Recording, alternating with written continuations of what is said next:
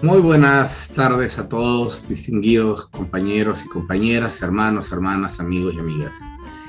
El día de hoy vamos a empezar una nueva sesión y pues dado que tenemos poco tiempo para lo mucho que hay que hablar, voy a empezar de una vez haciendo las pausas que generalmente hacemos para poder hacer algunas explicaciones en el trayecto.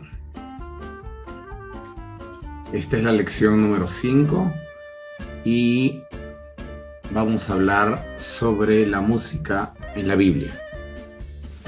Y honestamente no he logrado meter todo en una sola clase. Así es que al final de la clase yo les preguntaré si la segunda parte la quieren oír la próxima sesión o basta con lo que yo les he recomendado y ustedes pueden seguir su investigación. Y pasamos a otro tema. Bien. Entonces, en la parte izquierda tenemos un mosaico del piso de una sinagoga del siglo I después de Cristo. Y es la representación. ¿Alguien puede leer? ¿Quién lee hebreo? ¿Alguien puede leer lo que dice arriba? Pues ahí pone David. David, muy bien. Y es como ellos representan a David. Pero hay algo muy interesante aquí y es el uso del instrumento. Quiero que se fijen en este instrumento. ¿Pueden ver mi flecha? O mejor pongo el puntero. Sí, se ve. Sí, se ve, ok.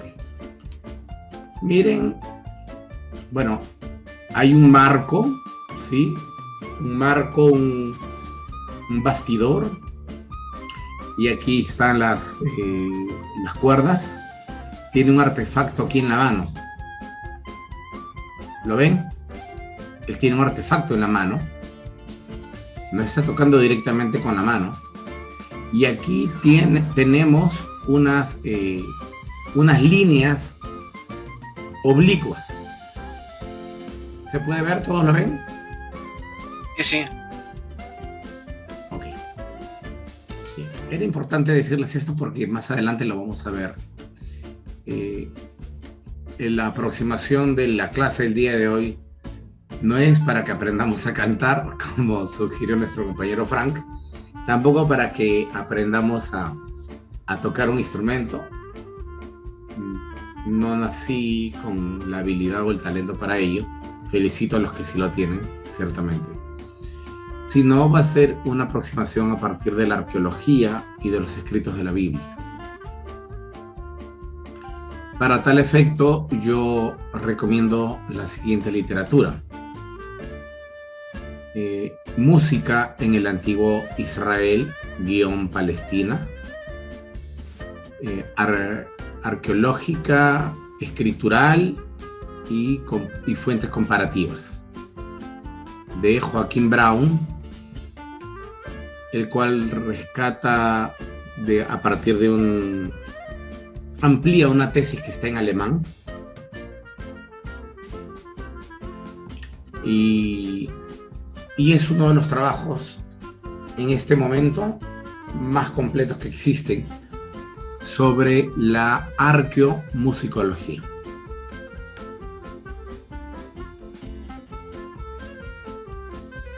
Que es una de las subdisciplinas de la arqueología, por si acaso. Así como hay arqueología submarina, así como hay zooarqueología, este es un campo llamado arqueomusicología. Por tanto, los que tienen tiempo, dinero y entusiasmo para investigar sobre este tema pueden comprar este libro. Un segundo libro que he utilizado es el material, las reliquias del material de música en el antiguo Palestina y su entorno. Un inventario arqueológico. Está escrito por Bastian Bayer, es del año 1965, una obra antigua. Yo la tuve que mandar a pedir al Instituto de Música de Israel, que todavía existe y está en Tel Aviv. Y fueron muy gentiles para enviármela. Así es que este era el trabajo más completo que existía de elementos arqueológicos hallados en el antiguo Israel. Es un inventario de todo tipo de representaciones, estatuillas o artefactos en sí mismos, o artefactos musicales en sí mismos, o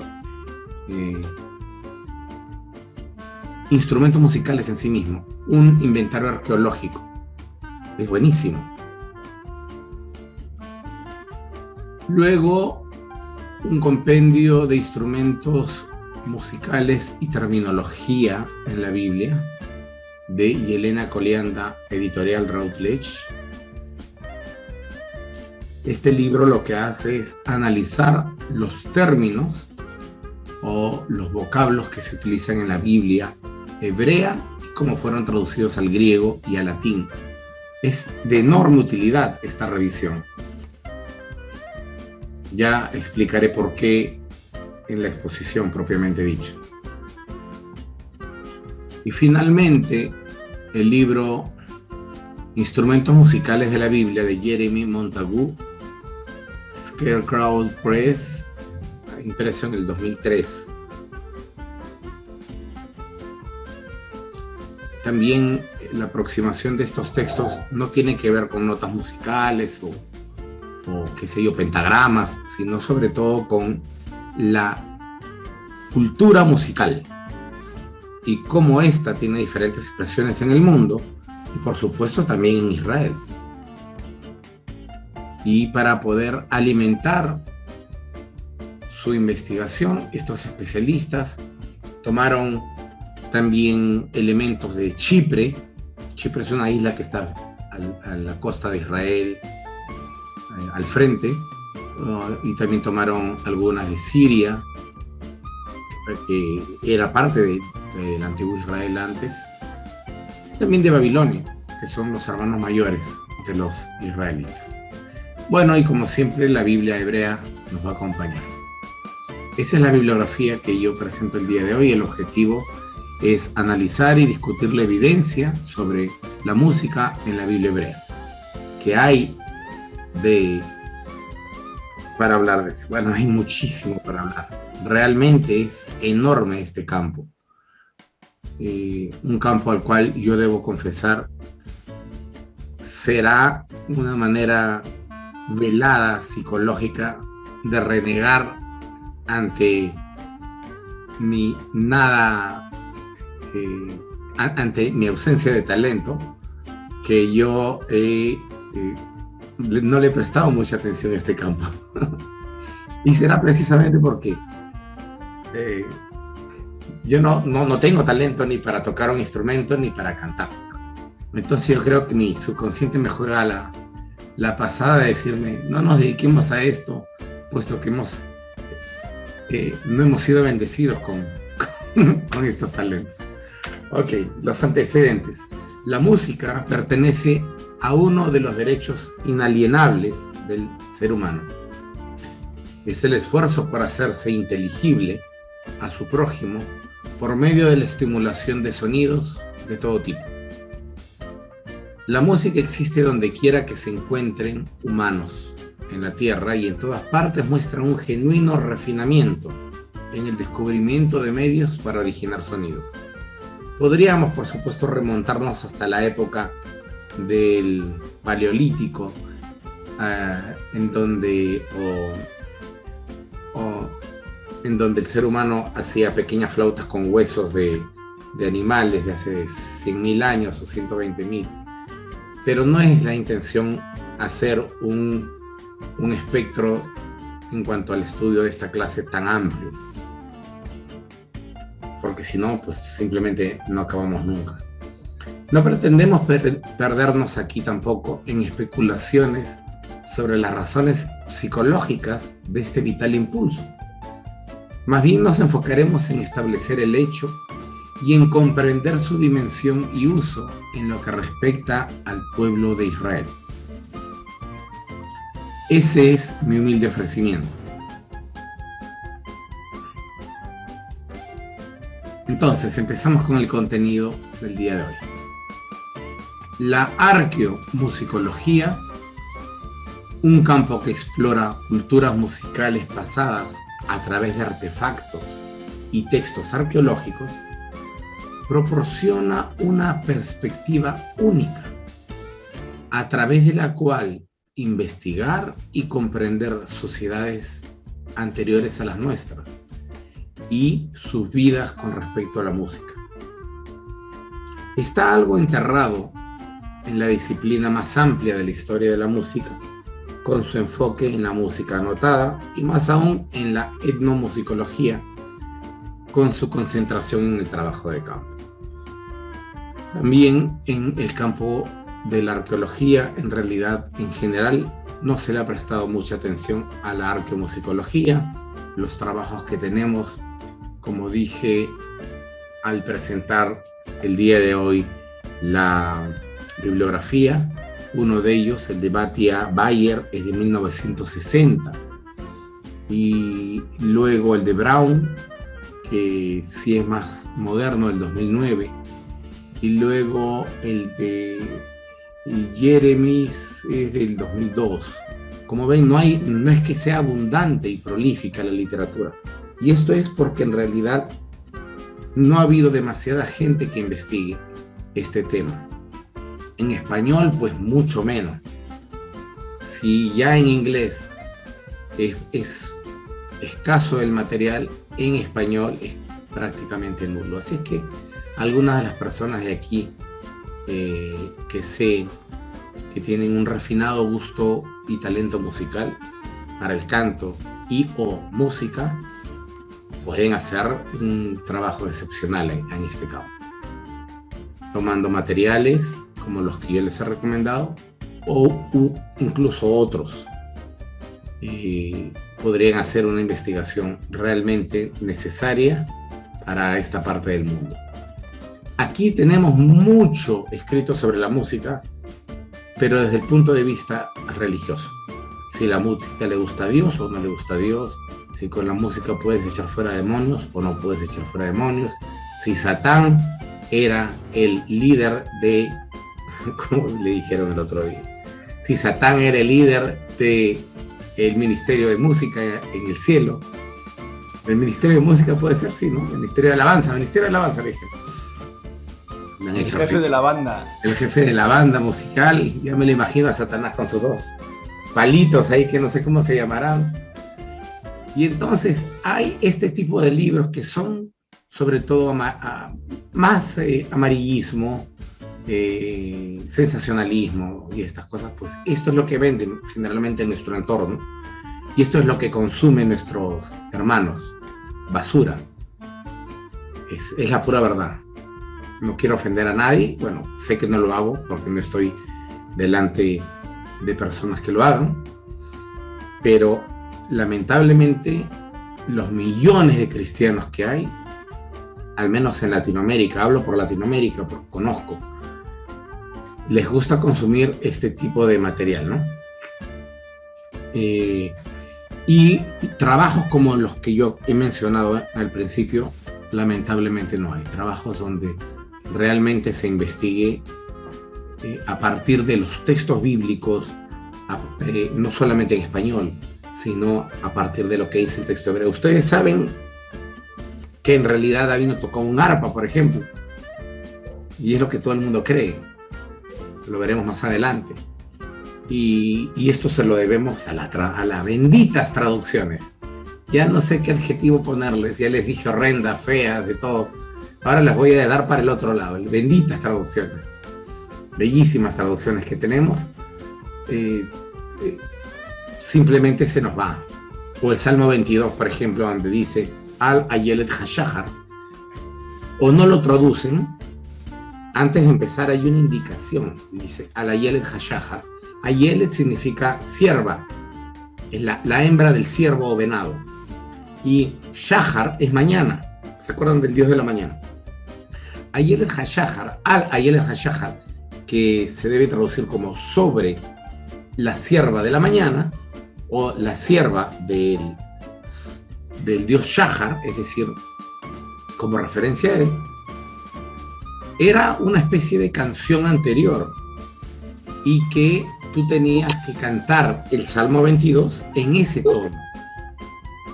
Es como que yo diga, oye, a ver, voy a poner una canción que creo que todo el mundo lo ha escuchado en habla hispana.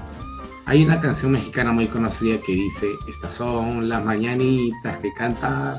No me dejen cantar más, por favor.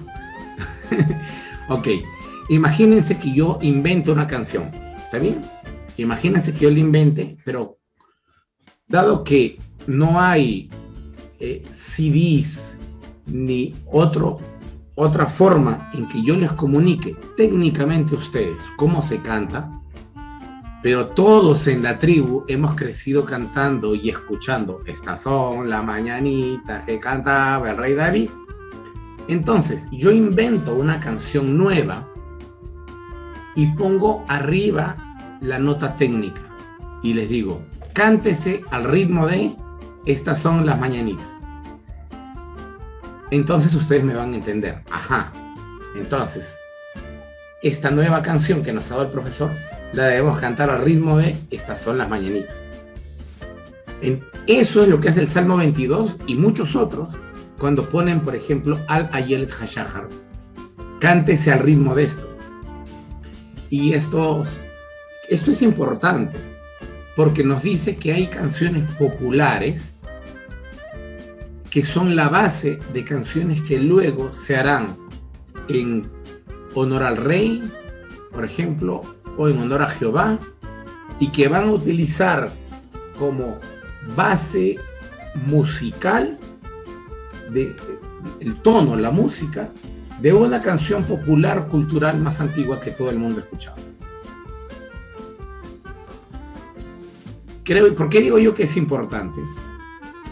En el mundo católico no pasa esto, ¿ok? En el mundo evangélico protestante sí pasa, lo que voy a describir en este momento.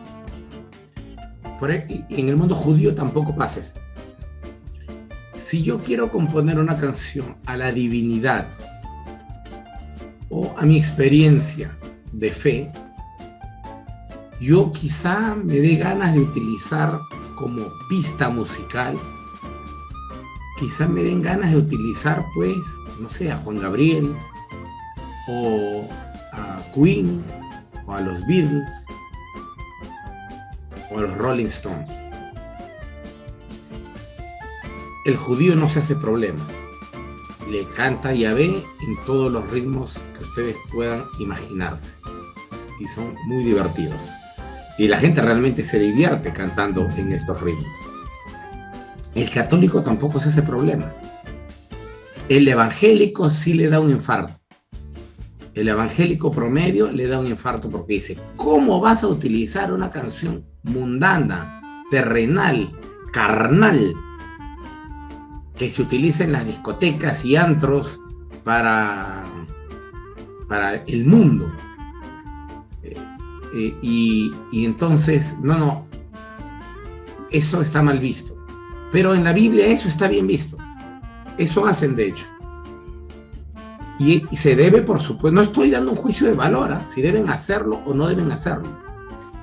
Estoy describiendo el fenómeno y lo estoy comparando con nuestras sociedades actuales. Pero si para ti es malo, no lo hagas, pues. Si para ti no hay problema, no te lo hagas, y sigue cantando como más te gusta. Ahí Fran está levantando la mano, un segundo. ¿Está levantando la mano, Fran? Sí, ¿no? Ya, un ratito. Entonces, estoy intentando describir esta cultura musical en la antigüedad. Por supuesto, hay que tener en cuenta que en el mundo antiguo no hay manera de trasladar la música que seguramente tiene en la mente el compositor del Salmo. ¿Cómo le traslado esto? Salvo que tú seas músico y les enseñes a cantar con instrumentos musicales y nuevos ritmos. A la gente la va a aprender, no es tonta. Pero si yo estoy en una esquina o en el centro de Israel, en Jerusalén, y quiero decirle a la gente que está al norte de Israel cómo debe cantar la canción, yo no voy a irme con toda mi orquesta hasta allá. Entonces les digo, cántenla en este ritmo que ustedes ya conocen, que es un ritmo popular, folclórico, propio de nuestro pueblo, y que no tenía nada que ver con Dios necesariamente. En fin, solo comentaba estas curiosidades que hay. Frank Winkler, adelante, por favor. Sí, More, bueno, pues realmente en el mundo cristiano y evangélico, hace unos años atrás empezó un movimiento o una costumbre que se tomaba música del mundo, ¿ya? Que hay muchísimas canciones bellas para mí, en mi opinión, muchísimas de amor, ¿vale? Y lo que hacen es adaptar esta misma canción hasta el mismo texto, pero cuando se dirige al amado, pues en vez de poner esto, pues se pone Jesús. Y entonces ya el asunto está arreglado, ¿vale? Y se canta. Y hay canciones bellísimas, pero esto ya, vamos a ver, este movimiento pues ya ha empezado hace años atrás, quizás una década, una y media, donde empezó esto, y hay muchas iglesias que en su culto realmente están aplicando pues estas canciones. Qué interesante, no sabía eso. Lo que yo sabía es solamente lo que he hablado, pero bueno, en cada latitud es diferente, ¿no? No sé cómo será en Centroamérica, México. Yo puedo hablar por Sudamérica, conozco algunos lugares, y en la mayoría de los lugares donde he estado no se ve bien, no es aprobado que utilicen música del mundo, como le llaman, para cantarle a Dios, ¿no? También me imagino que depende de la tendencia, ¿no? Si son bautistas, pentecostales, qué sé yo. En fin. Bueno, prosigamos.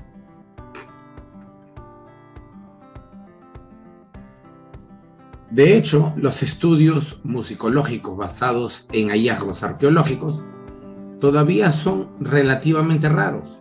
Esto es lo que yo mencioné hace un rato. Aunque desde el siglo XX comenzaron a desarrollarse una serie de metodologías interdisciplinarias en el campo de la arqueomusicología. El campo sigue todavía inexplorado, sigue muy poco tratado. Y, por supuesto, en español, prácticamente muy poco o nada. En el libro de Génesis encontramos en el capítulo 4 que Caín, el primer asesino y fratricida en los relatos bíblicos, y además el primer gestor de la civilización y las ciudades, todo eso es Caín, tiene un descendiente desde el cual se traza el origen de la música. Esto aparece en Génesis 4:21. Y el nombre de su hermano fue Yubal, el cual fue padre de todos los que tocan la lira y la flauta. No del hermano de Caín, sino, y estamos hablando de un descendiente de Caín. Y aquí se puede ver cómo la Biblia intenta trazar desde los orígenes. Pueden ver ustedes adelante a un flautista que tiene, estas son pequeñas flautas dobles, y aquí tienen una especie de lira, ¿verdad? A ver, ¿qué instrumentos tenemos aquí? ¿Qué me dicen ustedes, que son observadores? La lira, la flauta y la pandereta o el tambor, y no conozco otro. Ya, hay una sutileza ahí. ¿Alguien más me puede decir algo aparte de eso? Está muy bien lo que ha dicho José Ramón, pero hay una sutileza aquí en el grabado, en el alto relieve. Una mini arpa. Vean bien los instrumentos. Una mini arpa, ¿no, maestro? El que está tocando la arpa parece que tiene 6 dedos, ¿no me parece? Sí, el del arpa. Sí. Miren, No, aquí hay algo bien interesante. En primer lugar, esta arpa, o como veremos, esto lo vamos a definir en un segundo, tiene la base redondeada. ¿Lo pueden ver? Y miren muy bien aquí. Este señor tiene 5 dedos, pero tiene algo más entre los dedos que nuestro compañero Fernando ha confundido con un 6º dedo. Muy observador, muy buena observación. Pero no es un 6º dedo. Al igual que David, ¿se acuerdan la primera lámina? Tiene un artefacto en la mano. Y este señor también tiene un artefacto aquí en la mano. Pero su tipo de lira es cuadrada.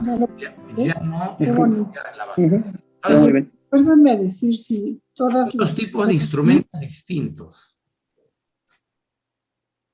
Entonces, aquí en total hay 4 instrumentos. Mucha. Sí, la María Prenda. Gracias, me había olvidado. Entonces, aquí hay 4 instrumentos. El de adelante lleva una flauta doble, ¿sí? El segundo lleva una especie de arpa con una base en forma de media luna o semicírculo. El tercero utiliza una arpa con una forma de un trapecio en la parte inferior, más rectangular. Y el cuarto utiliza una especie de tamborcillo pequeño. Son elementos diferentes. Aquí tenemos también a alguien con la lira. Esta es una figura de bronce del 10º, se me pasó la M ahí, del 10º al 6º siglo antes de nuestra era. Perdón. Mil disculpas, ahorita lo corrijo esto.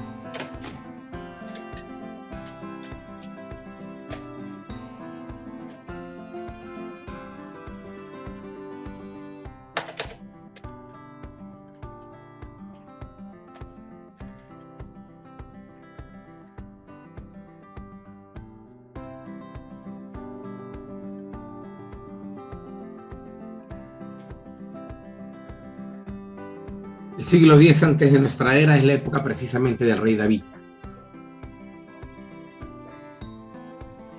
Esto se encontró en Creta. Luego quería recomendarles a ustedes la página archaeologyillustrated.com. Ahorita se las voy a mostrar, en donde han revivido de manera artística el tipo de instrumentos que tocan en la antigüedad. Véase por favor ahí cada uno de los elementos.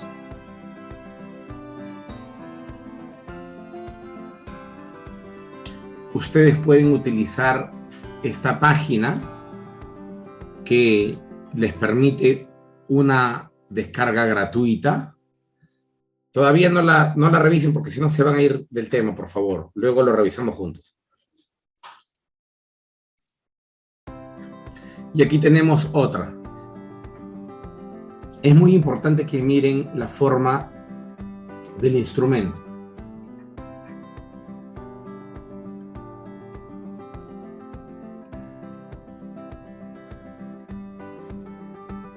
Ok.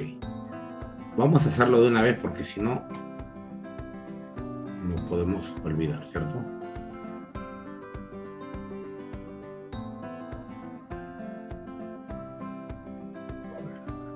Vamos a ver.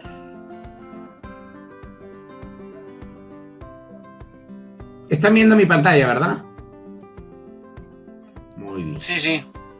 Esta página se llama Archaeology Illustrated. Es de un artista cuyo nombre es Balázs Vallór. Y miren la belleza de dibujos que tiene. Son simplemente espectaculares. Miren. Bellísimos. Claro que algunos cuestan, sobre todo después de la primera recarga, después de la primera descarga, pero la primera es gratis, gratuita, y pueden ustedes pueden utilizarlos para sus conferencias, para sus clases, para la escuela dominical, para el culto, para enseñar, en pocas palabras. Es una página muy bonita, que espero les sea de ayuda. Y sí, por supuesto, mientras sea gratuita, las imágenes salen de baja calidad y con un sello de agua que dice Arqueología Ilustrada. Si pagas, la imagen sale de alta calidad y sin ese sello. Bien, pero yo creo que se puede utilizar así nomás en primera instancia, porque las imágenes son bastante buenas. Ok, entonces la Biblia sugiere, hablando desde Caín, que desde el comienzo de la humanidad ya usábamos la música. La Biblia hebrea emplea diferentes palabras para describir la música. Emplea la palabra zamar en hebreo. También emplea la palabra shir. Aquí es donde entra mi tablet. A ver, vamos a conectar la tablet y rogarle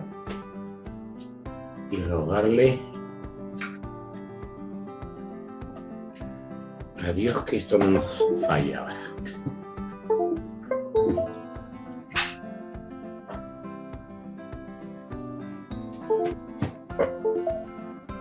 Ahí está. A ver, ¿quién lee hebreo me va a ayudar aquí? Ya todos los que lean hebreo. Varias voces leyendo.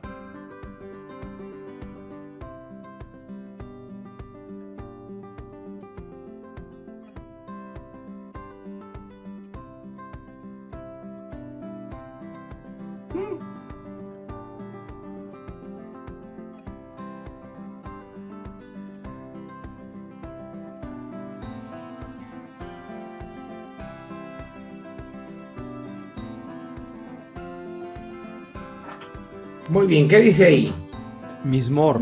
Mitzmor. Mitzmor. Muy bien, aquí dice Mismor.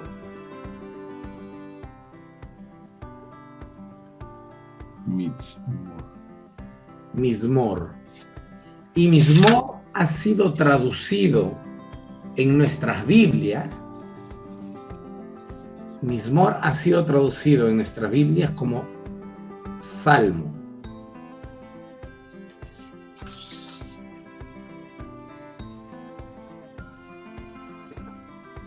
Y aquí es donde empezamos con los problemas.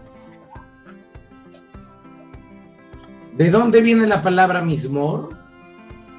Miren, letra número 1, letra número 2, letra número 3, letra número 1, letra número 2, letra número 3. Zamar no solo significa hacer música. ¿Saben qué más significa? Y me olvidé de ponerlo aquí, mil disculpas, por favor.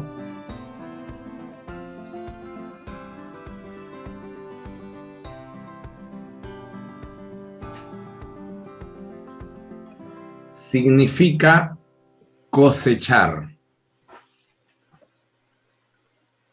¿Quién me dice o me explica por qué cree que la palabra mismor, que ha sido traducido como salmo o canción, también tenga la raíz de cosechar? Y que signifiquen las dos cosas, hacer música y cosechar, si están tan lejanos en nuestro idioma español. Porque cuando se cosechaba, cantaban. Sí, pues. En nuestra ¿Perdón? cultura. ¿Por qué? Cuando Beatriz. se cosechaba, perdón, cuando se cosechaba, cantaban. Estupendo. Porque Cuando sembraban también. el acto de cosechar para un pueblo que vive de la agricultura, por eso es que es tan importante comprender la mente del agricultor para aprender la Biblia, es el momento supremo del año. en las diferentes ocasiones. Cuando estás vendimiando uvas, cuando estás cosechando trigo y las diferentes 5 cosechas del año. Esos son momentos inigualables. ¿Por qué? Porque esto significa la recaudación y recolección y almacenaje de alimentos y garantiza que no vas a morir, al menos hasta el próximo año. Ni tú, ni tu familia, ni tu pueblo. Porque si cosechabas algo para ti, podías ayudar a los que no habían tenido la dicha de poder cosechar. Sea porque les tocó una plaga en sus cosechas, en sus plantas, en sus sembríos, o sea porque era muy pobre, o viuda, una sin tierra, la gente sin tierra. Las viudas, las mujeres solas, las prostitutas, los forasteros o extranjeros. Todas estas personas, además de los mala suerte que se les quemó la cosecha, estos tú los puedes ayudar con tu cosecha exitosa. Entonces, ellos utilizan un verbo que estaba destinado para cosechar, también lo utilizan para cantar. Entonces nos explica la naturaleza de este ejercicio, de este acto. Cosechar era un acto de alegría, era un acto de alabanza. Se le agradecía a Dios o a los dioses, o a la diosa, a quien fuera, pero hay un tema con la gratitud. Por darme desde tu vientre tierra y por fecundar toda la tierra, Dios, gracias porque me das estos alimentos. Y entonces, Mizmor, traducido como salmo, realmente es uno de los vestigios y de las taras que no vamos a poder quitarnos, creo yo, mientras existamos como especie. ¿Qué significa salmo? Tú tienes que ir a buscarlo en un diccionario, porque no es parte de nuestro vocabulario. ¿O no? O tú escuchas en la radio a alguien que dice: hola, bienvenido a la radio XYZW. Hoy escucharás el salmo de José José. El salmo de Rafael. No. ¿Por qué? Porque ya no es parte de nuestro idioma. Porque en realidad la palabra salmo no pertenece al acervo del idioma español. Salmo es un calco lingüístico que viene del latín psalterium, que a la vez viene de otros calcos lingüísticos. ¿Sí? Entonces, tenemos un problema, y el problema es, en primer lugar, que la palabra salmo no representa lo que sí significa la palabra Mizmor. Y la palabra Mizmor, que es el encabezado que tienen todos los salmos, Mizmor le David, y nosotros lo tenemos en español como Salmo de David. Mizmor le Asaf, Salmo de Asaf, el principal músico, etc. Cada vez que aparece Mizmor, la traducción adecuada para nosotros, hispanoparlantes, debería ser cántico de gratitud, o cántico de alabanza, o canción, más que cántico. Canción de gratitud, canción de alabanza, canción de cosecha, o canción de gratitud por la cosecha.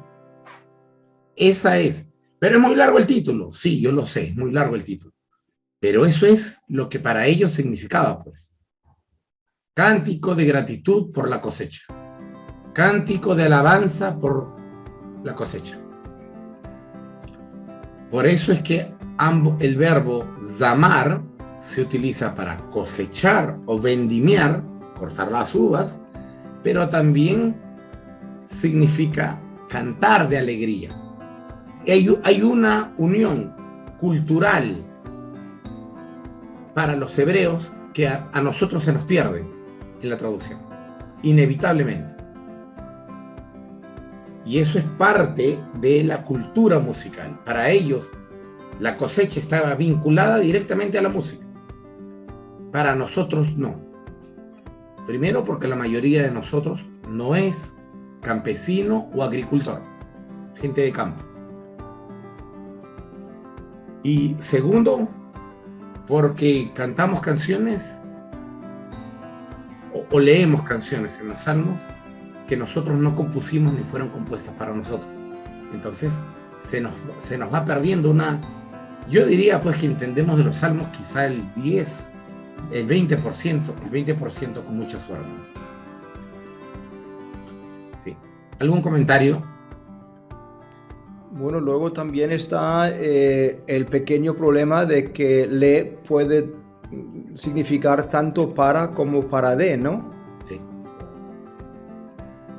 Es decir, que no sabemos, bueno, podemos pensar, yo personalmente pienso que David tampoco compuso tanto o escribió tanto, sino que también hay muchos textos que fueron escritos no de él, sino para él.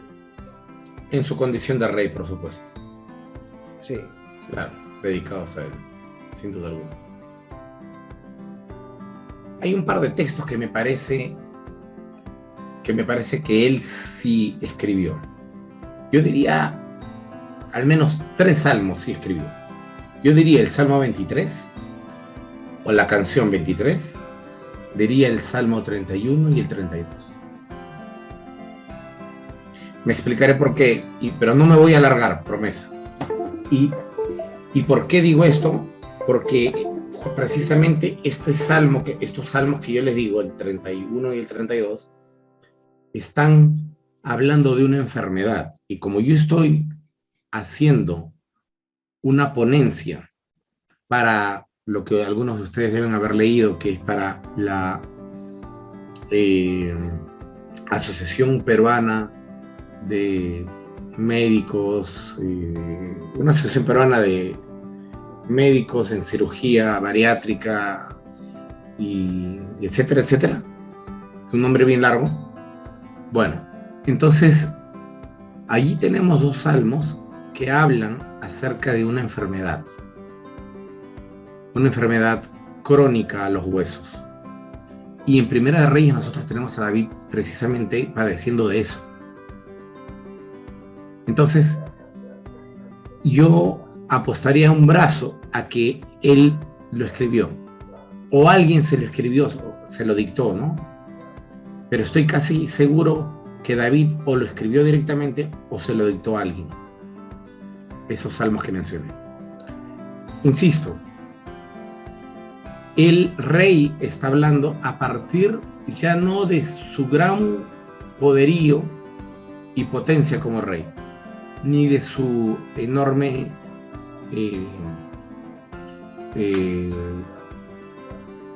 poder como rey, disculpen la redundancia, sino habla a partir del dolor y cómo sus huesos truenan. Y acá tenemos nuevamente problemas en la traducción. Yo he hecho una traducción de los versículos de la Biblia hebrea, pero habla que sus huesos crujen.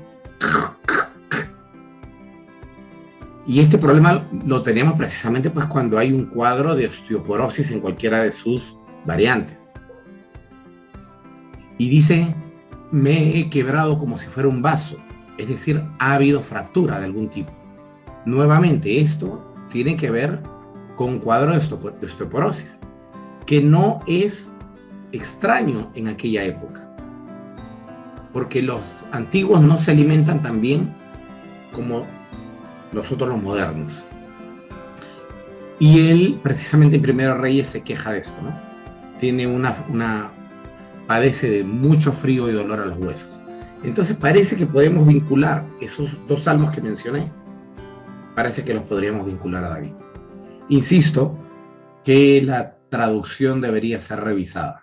Yo he hecho mi propia traducción para mi presentación, que espero presentarles también en algún momento. ¿Alguna observación más? Tengo una pregunta. Con respecto a los salmos, dijo que la traducción correcta sería canción de agradecimiento, pero hay quizás en algunos salmos que no concuerda con lo que dice de agradecer, sino más que todo o de sufrimiento, o de pedir perdón, de pecado. No, Yair.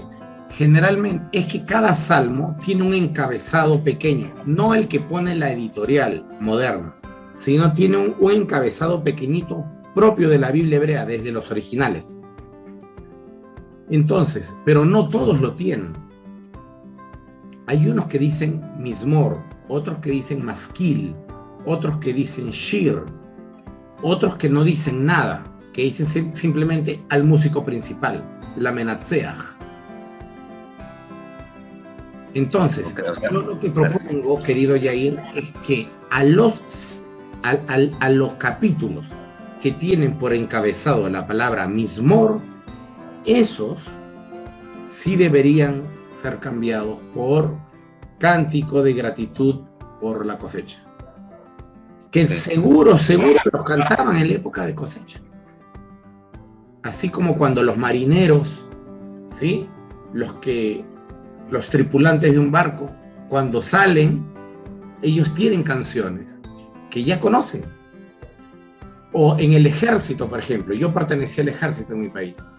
En el ejército teníamos canciones que todo el mundo conoce por generaciones y que cada nuevo recluta que se va incorporando al ejército va aprendiendo.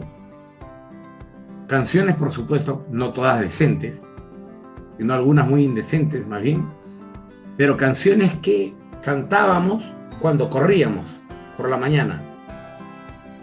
Es una costumbre militar en varios países, ¿no? Los reclutas van corriendo, los miembros del ejército, de la marina, etcétera, van corriendo y van cantando.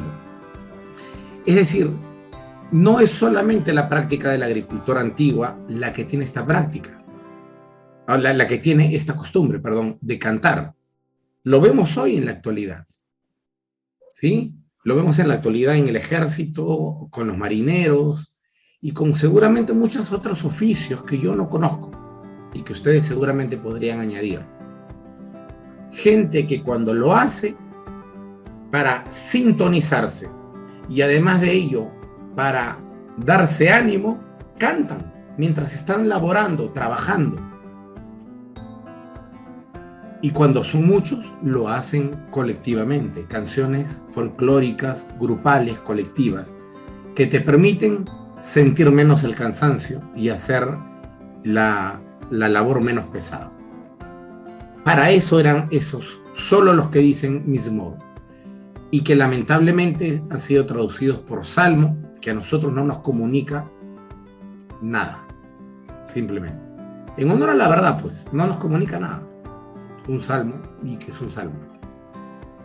La mayoría de personas honestas sabe que en español salmo no significa nada. No, para nosotros, en nuestro español del 2021, salmo no significa nada. Y si tú le preguntas a un cristiano no entrenado qué significa salmo, él va a tener que ir necesariamente a Google. No le queda otra. ¿Sí o no? ¿Ya ven? ¿Qué significa salmo? ¿Por qué? Porque perdimos el contacto con su origen. Sí, señor, sí, lo perdimos. Y es una lástima eso. Bueno, me pareció, vi una manito levantada. Nicolás Escobar, adelante. Sí, profesor, solo quería comentar de que, por ejemplo, en la cultura cretense igual se tenía esa práctica. Hay unos frescos o unos murales que retratan la cosecha con canto y con instrumentos. Las culturas del Mediterráneo en general tenían seguramente esto, ¿no? No sé si llegó hasta España, supongo que sí. Habría que ver, aquí tenemos compañeros de España. Pero al menos en el Mediterráneo oriental, Grecia, lo que actualmente es Turquía, las islas griegas, Líbano, Siria, Israel, Egipto, todos estos tenían esta práctica. Y en efecto, como comenta nuestro compañero, hay muchos grabados en cántaros, en figurillas que ahora les voy a mostrar, estatuillas. Apreciaban mucho la música. Bueno, la verdad es que no había Netflix, ¿no? Así que había que deleitarse en la propia música que ellos hacían. No había muchas opciones, no había YouTube tampoco.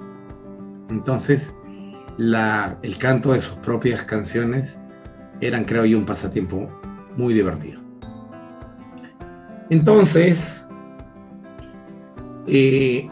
la palabra zamar, como dije hace un rato, significaría esto, ¿verdad? Muy bien.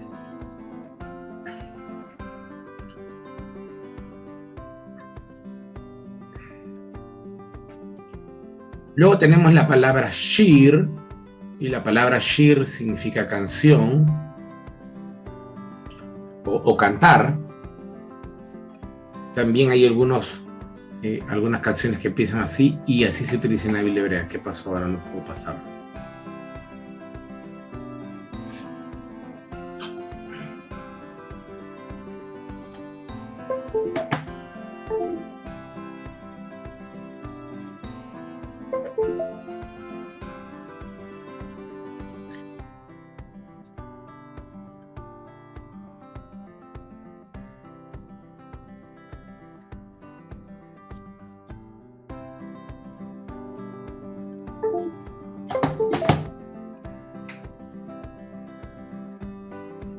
Ok, perdón, he tenido un problema con el...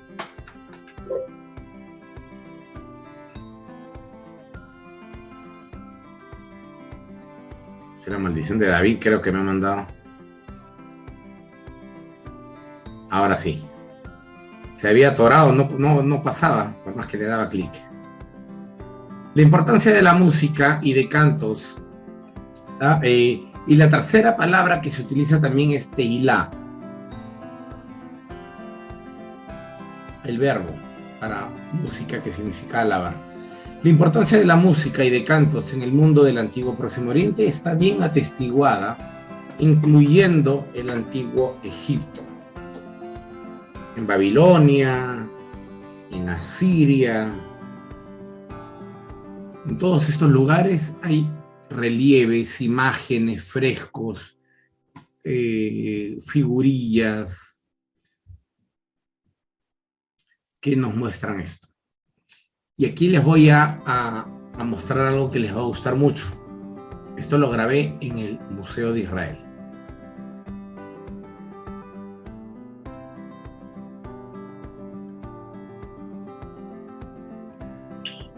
Lo que se ve en este momento es un pequeño altar hecho de arcilla cocida, y está finamente ornamentado por músicos tocando diferentes instrumentos, cada uno de ellos.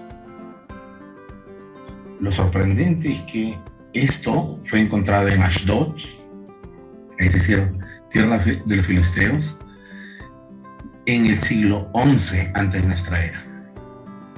Aproximadamente entre el año 1000 y 1050 antes de nuestra era. Este tiene un tambor. Realmente es un trabajo muy fino para la época, ¿no? Estamos hablando hace poco más de 3000 años atrás. Cada uno tiene un instrumento musical distinto. Cada uno tiene un objeto musical distinto. Uno tiene una flauta doble, el otro tiene un cuerno, hay otro que tiene una especie de algo doble. Un instrumento que se toca con dos piezas iguales, así como nosotros usamos las maracas o las castañuelas, que son iguales, gemelas. Algo tiene en las manos que es doble, no se sabe exactamente qué es. Hay otro que tiene un pequeño tamborcillo, y lo interesante de este tipo de artefacto ritual, porque es un artefacto ritual para poner incienso en la parte de arriba, hojas de marihuana y presentarlo a la divinidad. Lo interesante es lo bonito que lo han decorado. Realmente es un trabajo muy fino. desde mi punto de vista, por supuesto, no hay que ser tan exigente. ¿No es cierto? Ustedes me dirán, no, pero si está feo. No, no tan feo. Realmente está lindo para hacer de hace 3000 años, viendo cada uno de los detalles, ¿verdad? Bien, así es que ahí estaba nuestro incensario. Yo tengo fotografías también de este artefacto, así es que veré si se las puedo enviar a los que estén interesados. La he buscado en libros y en internet y no he encontrado este artefacto. Por eso cada vez que voy a Israel, yo hago mi propio archivo de fotografías y filmaciones. Porque si yo estuviera esperando encontrar algo en la internet, pues sería complicado, porque no sé cómo lo habrían puesto, o en hebreo o en inglés. Y por último, si es que lo han puesto. Entonces yo mismo creo mis propios archivos. Yo tengo miles de fotografías. Y de videos así como ese. Bien, podemos ver que las mujeres son quienes juegan un rol vital cuando es momento de hacer música. Las mujeres tocan la flauta doble, la lira, el tambor de mano. Y esta relevancia de las mujeres como músicas, no sé si estoy hablando bien, se dice al hombre se le dice músico, ¿no? A la mujer es música también. ¿Sí? ¿Es sinónimo del sustantivo músico? Bueno, eso, en el lenguaje inclusivo parece que lo quieren poner, pero técnicamente creo que es músico. Una mujer músico sería, entonces. Técnicamente creo que sí. No entiendo. Bueno, mi ignorancia me ha jugado una mala pasada aquí. Esta relevancia de las mujeres como músicos está bien documentada en la Biblia. Los que desean buscar en su Biblia pueden hacerlo, y los que no, leeremos aquí en la pantalla. Vamos a leer Éxodo capítulo 15, versículos 20 y 21. Éxodo 15, versículos 20 y 21. ¿Alguien quisiera ayudarme con la lectura? Con la que tengo aquí nomás en la lámina. Sí, profesor, dice: y María, la profetisa, hermana de Aarón, tomó un pandero en su mano, y todas las mujeres salieron en pos de ella con panderos y danzas. Y María les respondía: cantad a Jehová, porque en extremo se ha engrandecido, ha echado en el mar al caballo y al jinete. Muy bien, muchas gracias. Muchas gracias, querido David. Bueno, en este texto hay varias cosas que observar. Primero, que los dos tejidos textuales más antiguos de toda la Biblia, desde tapa a tapa, de Génesis a Apocalipsis, los dos tejidos textuales más antiguos de toda la Biblia son Jueces capítulo 5 y Éxodo capítulo 15. Estas dos canciones o poemas populares existen desde antes que existe Israel como un constructo social folclórico y sentido nacional y con sentido nacional. Estas existen porque los trajeron algunos de los clanes, y eso fue lo que aportó ese clan. En este texto en particular, ¿cómo le llaman a María? ¿Profetizan? Así es. Y esto al lector atento le debe dejar perplejo, porque María no profetiza nunca, ¿cierto? Y no profetiza nunca por varios motivos. Según el profesor Martinissingen y según la profesora Guadalupe Seijas de la Universidad Complutense de Madrid y el anteriormente mencionado de la Universidad de Helsinki, Finlandia. Por cierto, a lo mejor no digo nada.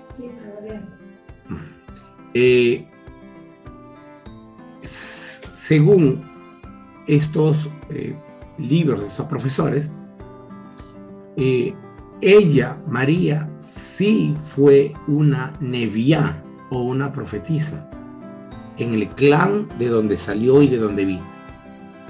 Pero, dado que la Biblia tuvo censura hacia muchas mujeres o censuró a muchas mujeres, los aportes o los textos en donde ella interviene de manera crucial fueron quitados de la Biblia. Si no, no hay manera de que le digan profetiza, pues. ¿Se dan cuenta? El profeta, ¿qué es lo que hace? El profeta no es cantante.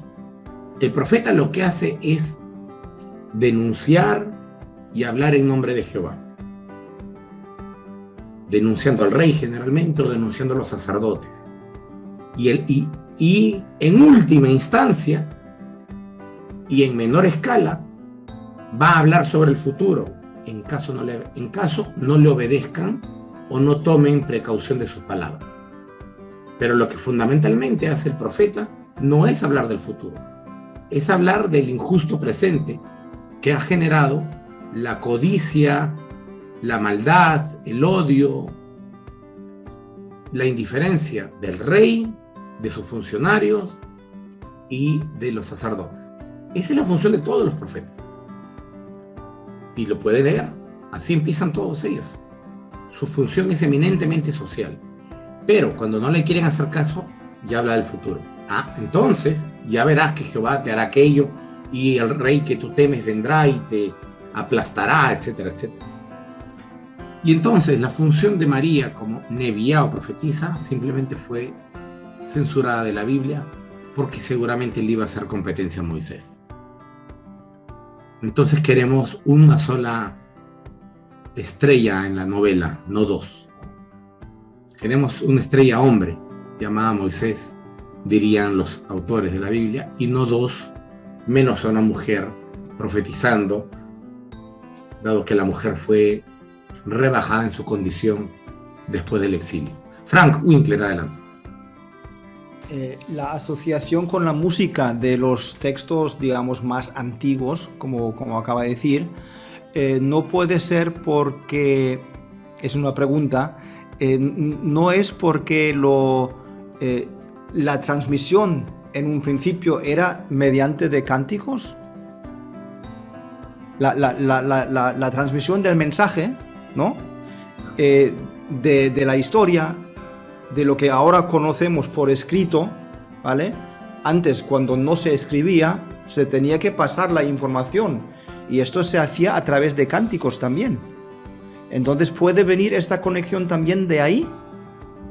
¿Cuál conexión exactamente? Es que no entendí muy bien esa parte. Entre cánticos que ella cantaba, o esto es un cántico particular, porque aquí hablan de que echaron al mar al faraón, es decir, pero en otras ocasiones eran también cánticos lo que transmitían el mensaje.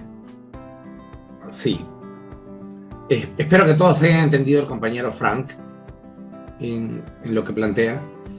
A ver, nosotros tenemos evidencia de que en Israel y Judá, sobre todo en Israel más que en Judá, ya se escribe, es decir, hay gente alfabetizada con el oficio de escribir desde el siglo X a.C.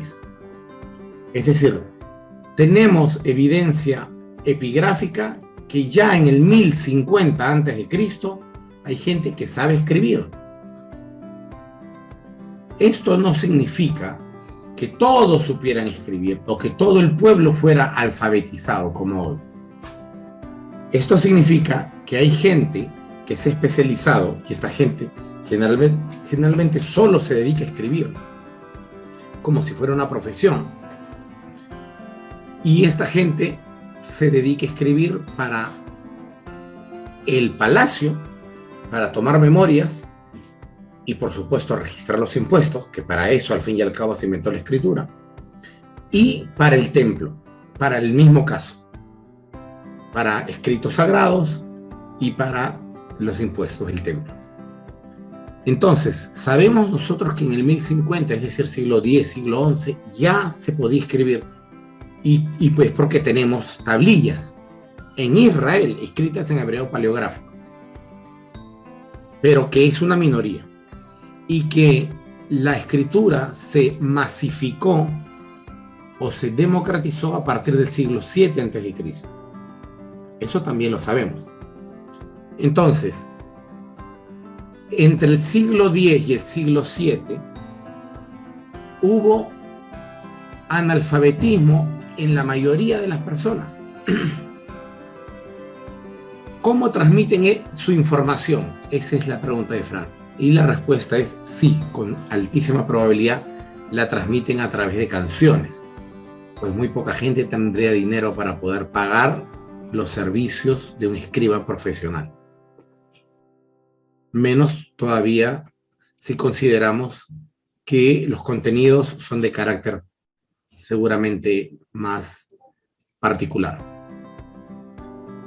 Ahora, las canciones están vinculadas a la labor del profeta. No hay demasiada evidencia para decir eso. Parece ser más bien, como en el caso de estos dos, Jueces 5 y Éxodo 15, estos son canciones de victorias militares, en ambos casos. Son canciones para conmemorar algún tipo de victoria militar. Es probable que esta María, que era considerada originalmente una profetisa, sí haya sido profetisa y haya pertenecido a alguno de los grupos que salieron de Egipto. Puede haber pertenecido al grupo de los Ixos, o al grupo de los Shashu, o al grupo de los sacerdotes incluso. Puede haber sido hija de algún sacerdote. Acuérdense, por ejemplo, de Asenet, la hija del sacerdote Potífera, o Pentefres. Esta chica es sacerdotisa, es decir, es posible que esta mujer haya salido de uno de estos tres grupos que salieron de Egipto y hayan compuesto esta canción de derrota militar, o al menos de éxito en cuanto a su salida. Porque este cántico es real. Este cántico es real. La cuestión sería ubicarlo con cuál de los grupos que salen de Egipto podemos identificar a María, que se le llama profetisa. Pero saliendo de esto, ella menciona en la canción, dice, tomó, miren, y aquí dicen que es hermana de Aarón, y Aarón es edomita.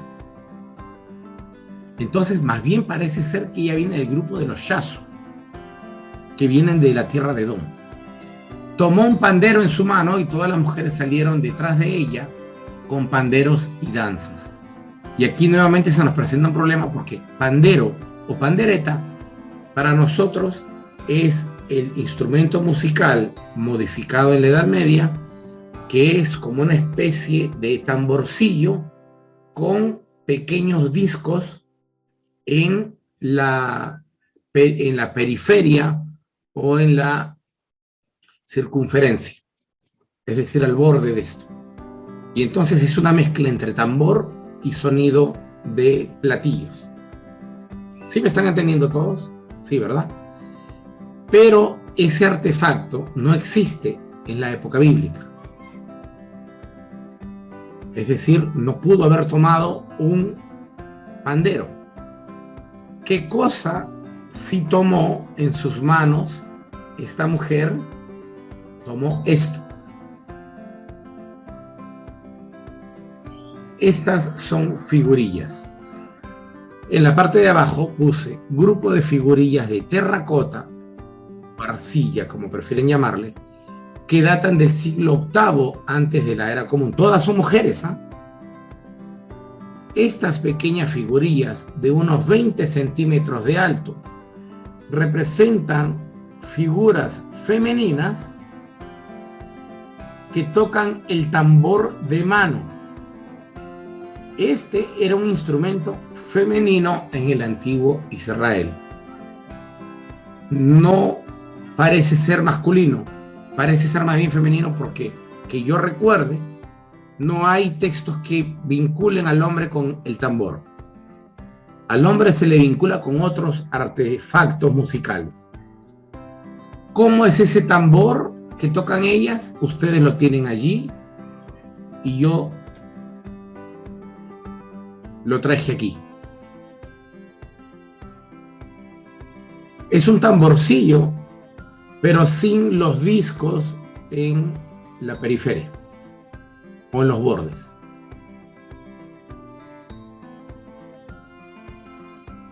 Eso es lo que tocan estas mujeres.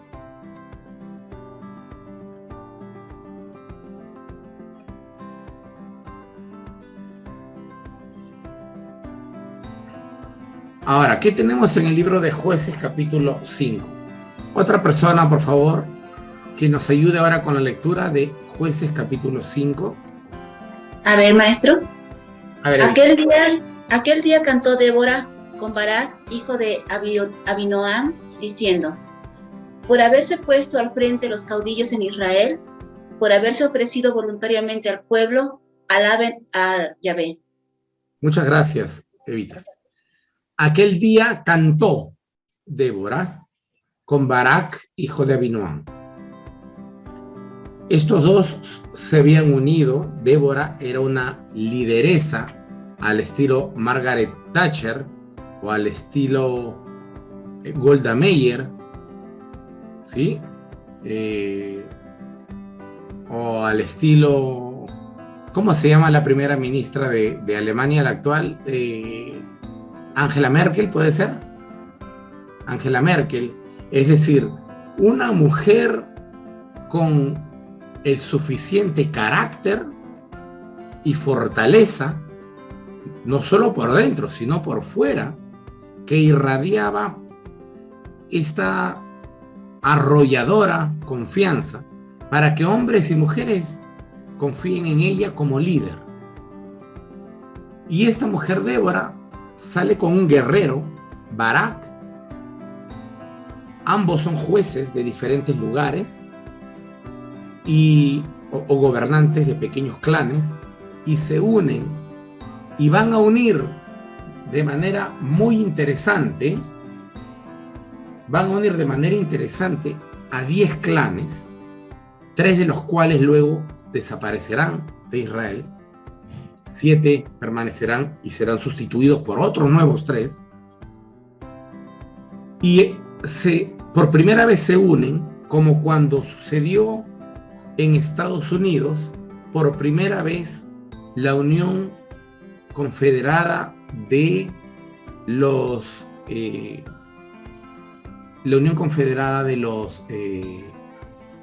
inmigrantes europeos, cuando por primera vez cuando por primera vez estuvieron unidos todos los estados de América para protestar y unirse como si fueran un solo frente en contra de Inglaterra, en lo que se conoce como la Confederación de... Se me olvida el nombre. Pero hay un momento en que estos se unen. Bueno, es más o menos esto lo que hacen aquí. Los clanes son clanes independientes, individuales, separados, con políticas propias, con dioses propios en muchos casos, y con gobernantes propios. Pero aquí todos ellos se unen para una guerra contra los amonitas. Se unen liderados por estos dos, por Débora y Barak. Y lo que hacen es celebrar que unidos pudieron vencer a un enemigo que era estructural y militarmente más grande que ellos. Entonces se unieron y a punta de palo y piedra los hicieron correr y les ganaron. No tenían más armas los israelitas antiguos o los clanes estos. Aquí todavía no existe Israel como confederación unida, o en todo caso este sería el embrión, y se menciona a como el nombre original, ¿no? En vez de Israel, sería Yashar-El, o como se llamarían ellos anteriormente, la Confederación de Clanes, Yeshurun, los Yeshurun, que significa los justos, los rectos delante del Dios El. Y esto es lo que tenemos hasta ese momento. En la Biblia se hace música por diversos motivos, como por ejemplo, celebrar una victoria militar, que acabamos de verla, bailar delante del arca de Yahvé, o incluso también se hace música para afrontar un duelo. Pero quizá el móvil más importante ha sido agradar a los dioses con la música y el canto. También tenemos en la Biblia hebrea un ejemplo de terapia musical, puesto que en Primera de Samuel se narra que David fue llamado. En Primera de Samuel dice lo siguiente: el espíritu de Jehová se apartó de Saúl y le atormentaba un espíritu malo de parte de él. Y los criados de Saúl le dijeron: mira, un espíritu malo de parte de Dios te atormenta. Como pueden ver aquí no hablan de espíritus malos de parte de algún demonio. Aquí Dios es el jefe de espíritus buenos y malos. Diga pues nuestro Señor a tus siervos que estén delante de ti, que busquen alguno que sepa tocar el arpa, para que cuando esté sobre ti el espíritu malo de parte de Dios, él toque con su mano y te alivies. ¿Pero con qué más va a tocar? ¿Con la cabeza? ¿Por qué dice que toque con su mano?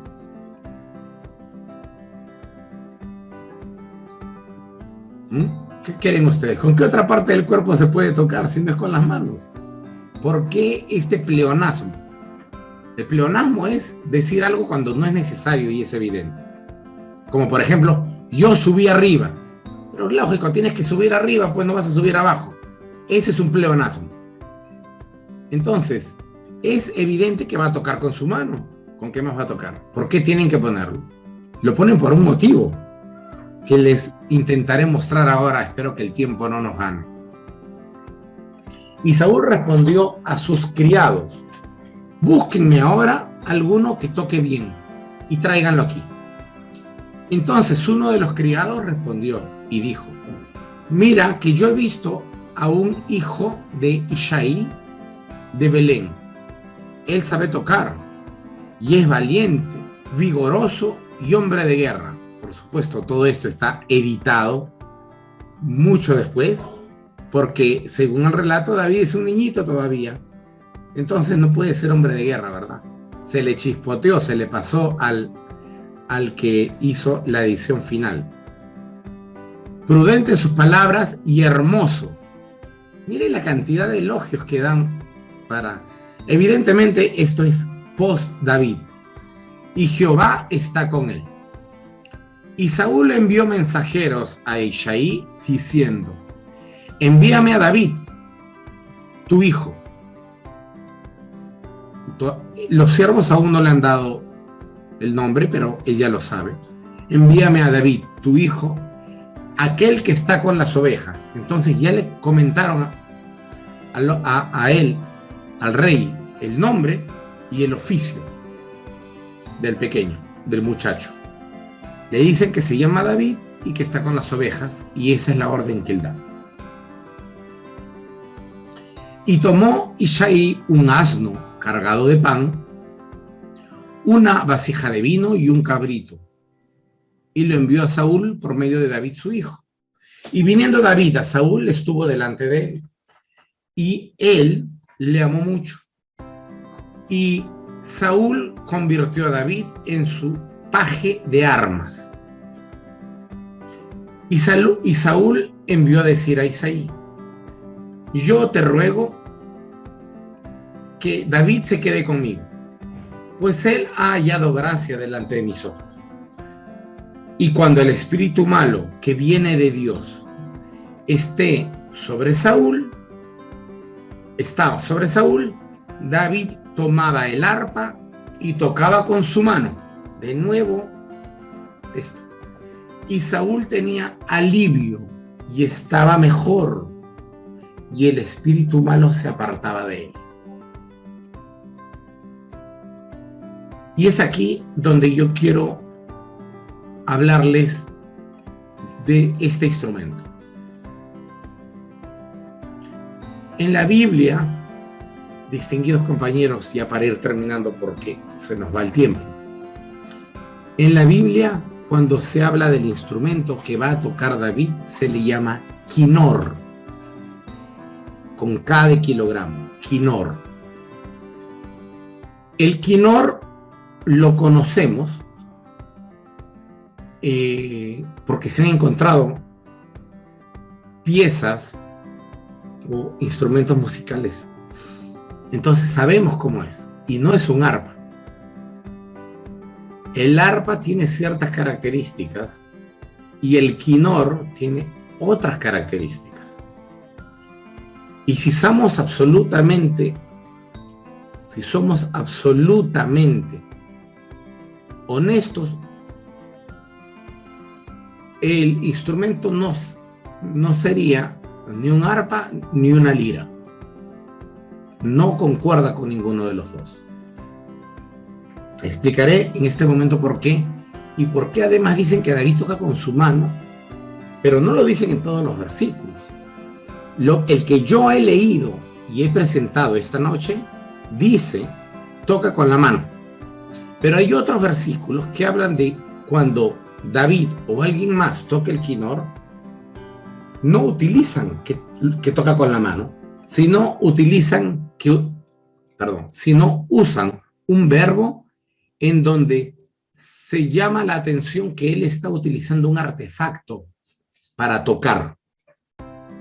¿Se acuerdan de la primera imagen que vimos? Que David tiene una ayuda en la mano, una especie de mancuerna con la que lo han puesto en esta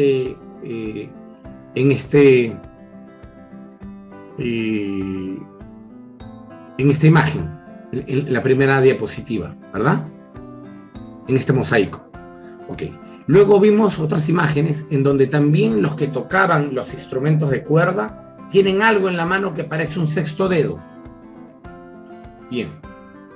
En efecto, en griego, cuando los traductores de la Biblia hebrea tradujeron el verbo canar al griego, lo tradujeron por psalein, de donde viene psalterio. Y psalein significa arrancar algo. Y el problema que tenemos nosotros es que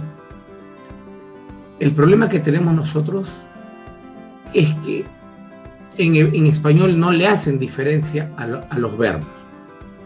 Los traducen todos iguales. Ya sabemos que esto, en el transcurso de los meses que han pasado, esto ha pasado con otros verbos también. Como tener misericordia, por ejemplo.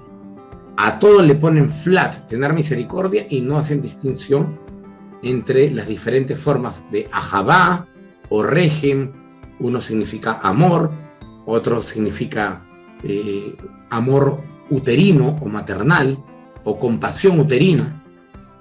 En nuestras Biblias a todos le ponen misericordia y se ahorró el problema el traductor. Aquí ha pasado algo similar. Entonces, nosotros podemos ver que David en algunos momentos, cuando toca suavemente, toca con su mano las cuerdas. Y eso es lo que quiere resaltar el autor, que no está utilizando el artefacto, la ayuda manual que generalmente se usa y que se ha encontrado. Miren, por ejemplo, esta diapositiva y miren esta especie de uña. Hoy en día los músicos que tocan guitarra saben de qué hablo. Una vitela, parece. Una púa. Una vitela, exactamente, púa. Una vitela, una púa. Ya. Esto se ha encontrado junto al artefacto. Y se acuerdan que yo les dije que miren arriba del mosaico unas líneas diagonales oblicuas. ¿Sí? Aquí están las líneas diagonales oblicuas, que son unas palancas para afinar las cuerdas. Para templar, claro. Para templar, exactamente, cuando se destiemplan por el uso de este púa, o ya me olvidé el otro nombre de la púa, la uña. Y este artefacto tiene una caja de resonancia en la parte de abajo. Les mostraré otra imagen. Hoy en día usamos este tipo de púas para guitarras eléctricas, bueno, es lo que yo he visto, ¿no? Los rock and rolleros saben de esto, y los que tocan en el grupo musical de las iglesias seguramente también utilizan esto. No tengo idea para qué es, ciertamente, pero me imagino que debe arrancarle otro sonido a la cuerda que no será igual con el dedo, ¿verdad? ¿Sí? ¿Hay algún músico aquí, algún guitarrista? Bueno, esto es como para... Es exactamente esto. La púa es esto exactamente. Ajá. No sé si se ve bien. Ahí sí. Ya. Sí. Esto sirve para puntear cuando se toca la bandurria o en la mandolina o el laúd. Entonces saca un sonido mucho más punteado. Es decir, el arpa con los dedos es más suave, más suave, sí. Y con la púa es más incisivo. O sea, más agudo. Lo digo porque toco el instrumento y lo sé, sí, es eso, sí. Más agudo, entonces, es con este... Sí. Bueno, hay un instrumento en alemán que no sé si hay en otros, supongo que también hay en otros países, que es una guitarra, no es una guitarra, pero es un instrumento como una tabla, pero tiene cuerdas de un lado para otro y tienen diferentes longitudes, por lo cual tienes la escalera, la octava o los diferentes tonos, y el que lo toca se pone como anillos que tienen incluso un gancho. Y con esto puedes tú levantar esta cuerda y cuando la sueltas con pues hace un sonido muy puntuado, ¿no? Muy como incisivo, dice sí. José Ramón, ¿no? Sí. No sé en español las palabras técnicas, lo siento. Es un sonido picado que se llama. Staccato, sería en italiano. ¿Qué es lo interesante de esto? Que la Biblia sí hace diferencia cuando David toca con o sin esta herramienta. Pero en español ya no se nota. En español no se nota porque simplemente desapareció. Pero en hebreo y hasta en griego se nota. Y por eso es que cuando el autor está siendo preciso al describir, y es por favor, alguien está con su micrófono abierto, gracias. Entonces, el autor o autores están siendo precisos para describir de qué manera es que el muchacho va a tocar el artefacto de cuerdas o el instrumento de cuerdas a Saúl para que se calme. Y lo que está diciendo es que él está tocando notas suaves con la yema de los dedos y no esta fuerte, aguda o incisiva nota que arranca la uña o la púa. ¿Se dan cuenta? Todo lo que se puede ver a través de una buena traducción. A mí me parece fascinante, y eso que yo no soy músico, me imagino que los músicos estarán más fascinados que yo. Es que, si me permite, profesor, efectivamente esa distinción es fundamental, porque incluso con instrumentos de arco como el violín ocurre al revés, es decir, normalmente con el arco el sonido es muy suave, es muy suave, y Y sin embargo, cuando en el violín quieren marcar más la nota o el pizzicato que se dice, más picado, entonces utilizan las uñas o el dedo. Sin embargo, en el arpa o en la guitarra mismo, en el arpa cuando el sonido es muy suave, muy melodioso, lo quieren hacer melodioso, entonces no utilizan la púa y sin embargo cuando lo quieren hacer más incisivo, entonces sí que es lo que hacía el rey David, tocaba con la mano o con el instrumento. Es fascinante.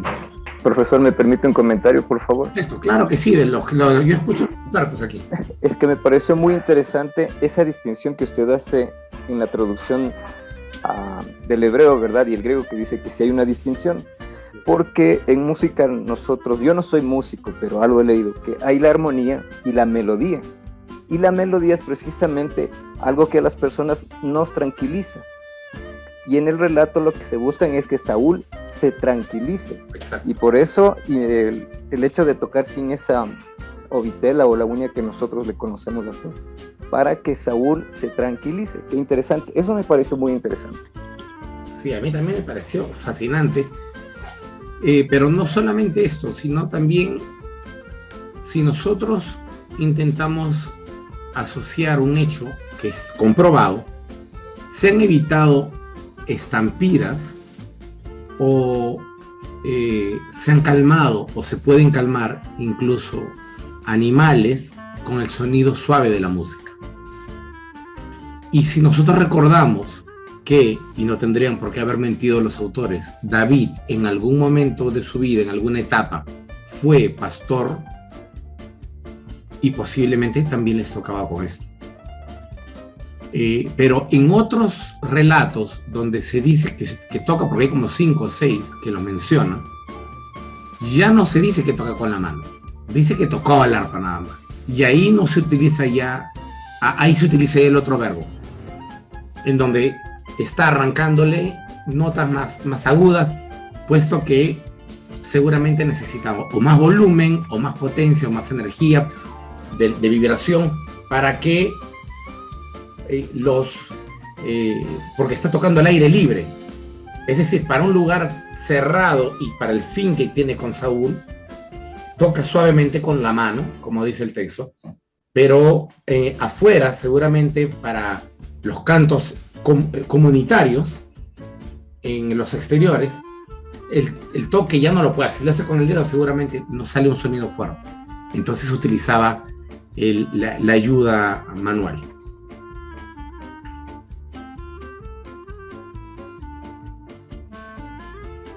Bien, bueno, yo voy a tener que dejar aquí la lección. Miren, este artefacto,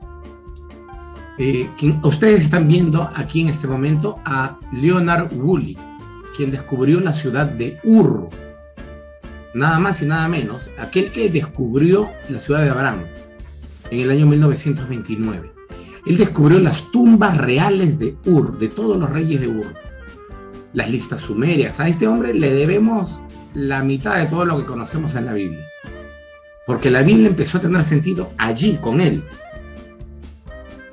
Y Leonard Woolley, que no era especialista ni arqueólogo, curiosamente, pero sí un apasionado, encontró esto, y miren esta foto, recién está con arcilla cubierto todavía este aparato musical. Fascinante.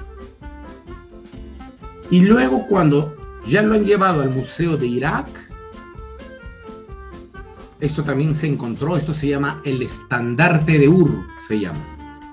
Está hecho con pequeños mosaicos, piedras de lapislázuli y otras piedras semipreciosas, encontrado en la tumba de los reyes, y describe la vida en Ur. Aquí tienen personas arriando cabras, arriando vacas o toros, algunos cargando heno, cargando las gavillas de trigo, de cebada, pero también tenemos músicos. Y el músico tiene la misma lira que ha desenterrado Leonard Woolley. Miren la cabeza que está aquí representada. ¿La pueden ver? Es un toro. Ahora, miren a Leonard Woolley. Miren aquí. ¿Sí? ¿Lo pudieron ver? Ahí está el toro. Es fantástico realmente. Y aquí tenemos la lira reconstruida. ¿Qué es lo que tiene la parte de arriba? Tiene también lo mismo que vimos en el arpa de David. Es decir, estos ganchos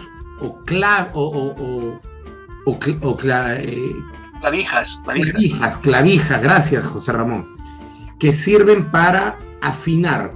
Y luego esta caja de resonancia en la parte inferior. Ahí están las clavijas. Es la base para las guitarras, el cello y todo. Y ahí está la caja de resonancia con los bellísimos adornos que ustedes pueden ver. Estamos hablando de hace 4.500 a 5.000 años, este artefacto musical. Es fascinante. Realmente para mí es como ver un extraterrestre, un ovni. Es fascinante. El nivel, ¿qué cosa? El nivel de detalle y lo refinado de los artesanos que hicieron esto. Bien, bueno, yo tengo que dar por terminada la clase. Con honestidad, aún no he acabado. Entonces yo tengo que preguntarles, ¿continuamos la siguiente clase este tema o lo cerramos aquí y ustedes lo investigan por su lado? Y... No, sí, continuamos. Yo creo que hay que seguir, profesor. Continuamos, sí. Continuamos, sí, claro. Sí. Continuamos, por favor. Vale, entonces continuamos la próxima clase a pedido de la mayoría. Y pues nada, dejamos la clase entonces hasta aquí. Gracias, profesor. Que descansen, hasta luego, buenas noches. Cuídense. Shalom, shalom. Un gusto, Muchas gracias, muy buena More. clase, excelente. Buenas noches. Gracias.